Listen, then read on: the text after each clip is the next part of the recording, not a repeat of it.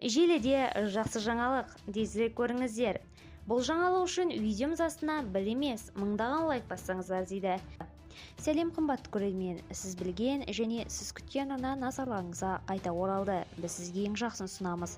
Жұмысымыз жауапсыз қалдырмау үшін видео астына бір дана лайк белгісін басып қойыңыз. Сіз басқан болсаңыз, ендеше біз бастаймыз.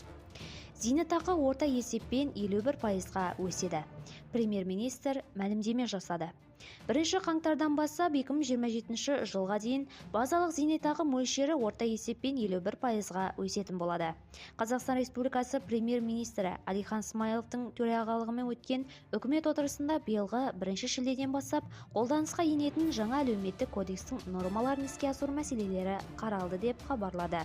Премьер-министрдің орынбасары еңбек және халықты әлеуметтік қорғау министрі Тамара Дүйсенова енді республикадағы әлеуметтік қолдау мәселелері бір құжат әлеуметтік кодекспен реттелетінін атап айтқанда, құжат туғаннан бастап мемлекеттік жасқа жеткенге дейін әлеуметтік қолдау көрсету, жұмысқа орналастыру, еңбек қауіпсіздігі, әлеуметтік сақтандыру, қиын өмірлік жағдай кезінде көмек көрсету, қарттарды қолдау және тағы басқа мәселелерді қамтиды.